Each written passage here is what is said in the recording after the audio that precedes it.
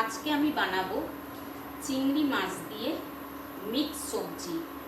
Mix সবজির মধ্যে নিয়ে নিয়েছি শালগম, কুমড়ো, শিম, বরবটি, মূলো, এইসব বিভিন্ন রকম সবজি দিয়ে চিংড়ি মাছ দিয়ে একটা তরকারি বানাবো।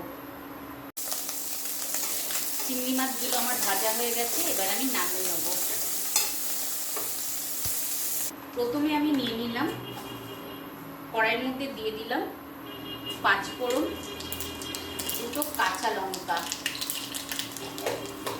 এরপর আমি ধুয়ে রাখা সবজিগুলো দিয়ে দিলাম।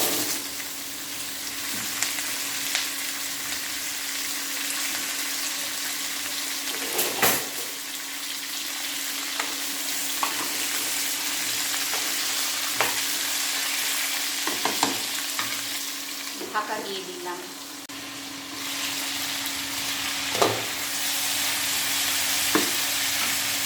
দিয়ে দিলাম লঙ্কার গুঁড়ো, দিয়ে দিলাম জিরে গুঁড়ো,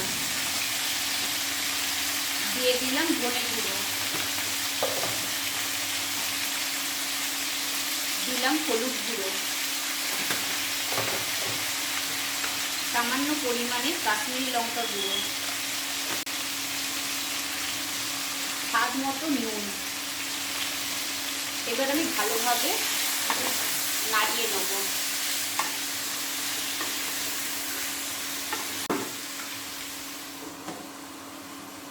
ডিমে আঁচ করে তৈরি করব।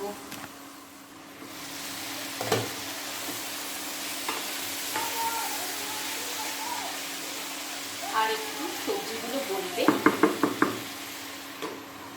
সেই জন্য আবার ঢাকা দিয়ে দিলাম। এবার আমি চিংড়ি মাছগুলো দিয়ে দিলাম।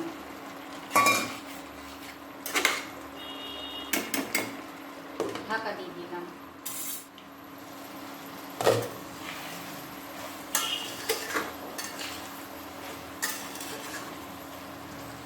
চিংড়ি মাছ দিয়ে মিক্স সবজি আমার হয়ে গেছে।